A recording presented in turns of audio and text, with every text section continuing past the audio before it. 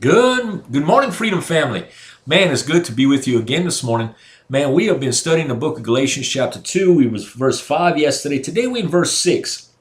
But of these who seem to be somewhat whatsoever they were, it maketh no matter to me. God accepteth no man's person, for they who seem to be a somewhat in conference added nothing to me. What is he saying? Paul is saying, man, yeah, they came to try to spy on our liberty. They tried to import the law back to justification by faith, and they didn't add anything to me because you got to remember something. You see, Paul did not confer with flesh and blood. What he conferred with, he didn't go, in other words, he didn't go to Jerusalem to be approved as an apostle. No, Jesus Christ called him out. The Father, through Christ, called him out by the power of the Holy Spirit to be an apostle and to go out and to preach the gospel of Jesus Christ. And these people that had come in and tried to make matters worse and tried to add to it or take away of it and tried to persuade Paul to go in a different direction.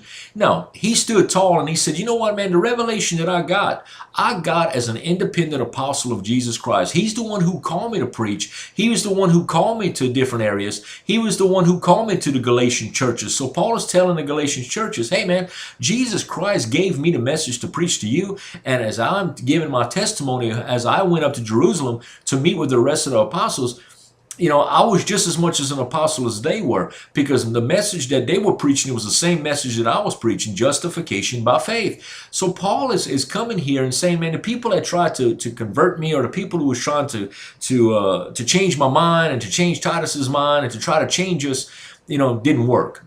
In other words, the schemes of the enemy did not work with Paul at all, because he had got a revelation of Christ, and that revelation was the foundational truth of being justified by faith. So that's what he's talking about there. And he's saying, man, they seem to be something. They seem, in the religious world, they have guys and gals, I guess, that seem to be something to the religious world.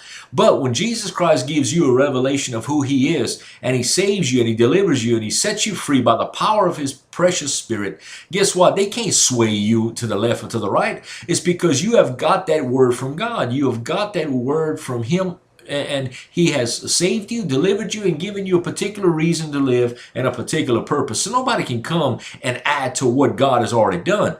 And that's what men try to do. Men try to add to what God's doing instead of just accepting the basic truth that we have been saved and delivered and justified by faith.